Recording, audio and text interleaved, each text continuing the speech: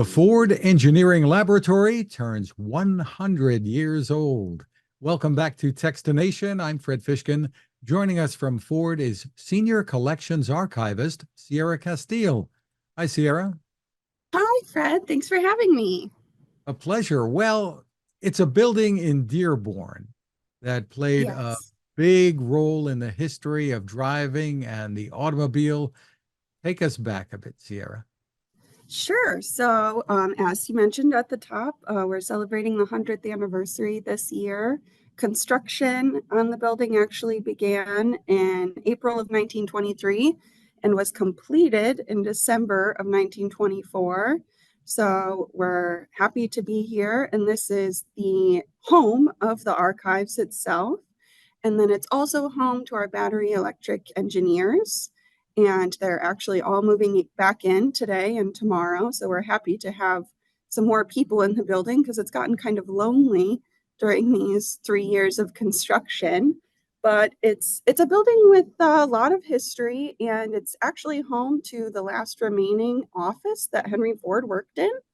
And thanks to our partnership with the Henry Ford Museum, we have some of his original furniture that was in the office. And so we've been able to kind of stage it so it looks like somebody is still working there. And Edsel Ford has an office that's right next door with some original furniture as well.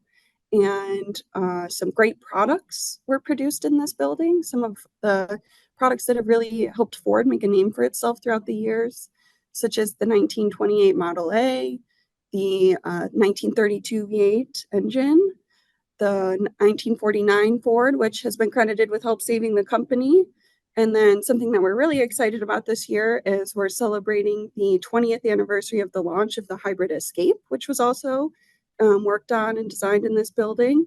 It's been a great place that has been adaptively reused over the years, and the people who work in here have changed over time, but a lot of that original structure has been returned to the building as a result of the renovations.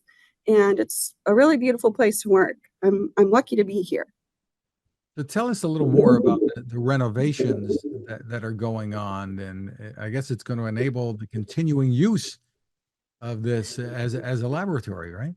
Yes, absolutely. The prior to the renovations, the battery electric engineers worked here, and there were various labs and a garage where a lot of the work was done. And since then, things have been updated. They've added more lab space for the engineers to work and do testing. They're completely renovating the garage as well so that they can fit more vehicles in there, and there's less worry about physical space for engineering on these electric vehicles. And there's a lot of collaboration spaces that have been added, these really beautiful conference rooms, and a lot of also soft seating, which is nice when you're here all day. It's nice to have a place to go sit that's kind of cozy and be able to just talk more casually with your coworkers. And we have a great little coffee spot in here now. We did not previously have a cafe. And so it's great to be able to come here and get fresh coffee and a little fancy latte every once in a while.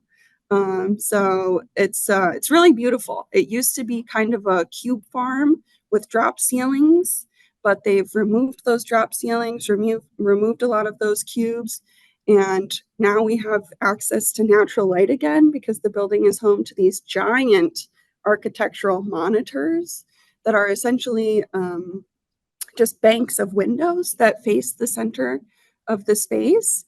And so we have plants in here now, where it's it's so, I can't even describe how much more aesthetically pleasing the building is in comparison to when you would walk in here pre-renovation. So I think we're very lucky, and Fordland has done a great job. I wonder if lattes existed when Henry Ford was around. Yeah, that's a good question. I'll have to look into that. I understand that during the renovation that some things were uncovered, revealed here that maybe turned out to be a bit of a surprise. Yes. There as they were removing the drop ceiling and a lot of the ceiling tiles above, they discovered various paint jobs that had been done throughout the years, like some bright orange paint, powder blue paint. They also knocked through a few walls and discovered that the cafeteria that had previously existed before the building was decommissioned in 2007 had just been walled over.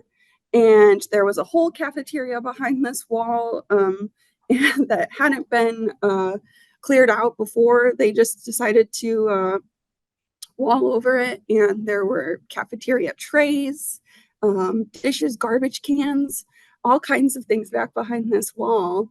And the building is also home to, there's a basement, a subfloor underneath the main area. And they were digging through the basement for what felt like months, just uncovering storage that had been under there. When the building had initially opened, there was more of a workspace down in that basement area. But since then, we've decided the basement is no longer a place that people should be working. And so we have restricted access to the basement, but it really was just every day the contractors would come through and tell us about new things that they were discovering that had been previously hidden. I know that some work was shifted out to Silicon Valley with all this new high-tech stuff some time ago. That's still going on. So the work is simultaneous, or tell us about it. Yes, that work is still going on. I think the work is going on simultaneously. I believe this building prior to the renovation was home to around 1,200 engineers, and we have 800 engineers that are moving back in as of right now to kind of determine how to best use the space in the building. And but yes, there is work going on the West Coast as well.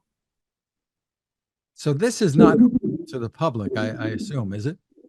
It's not, especially with some of the work that's going on here being proprietary and kind of, it's in the engineering, the testing phases. And so we're not open to the public, but we are just excited to get back in here as employees, because as I mentioned, it gets lonely when we're in this building alone. So we're just happy to have more teammates back in. Is this where the famed prototypes, so-called prototypes, are created or are dreamt up? So the design center we're all part of the research and engineering campus. But the design center and the clay modeling, those things are dreamt up across the street in what used to be the product development center, but is now going to be called the Hub, which is another beautiful building that's been undergoing some major construction efforts and should open hopefully within the next year. And then the engineers are given the task of, hey, here's the prototype. See if you can make it work. Yeah, exactly. Is there a place people can go to for more information?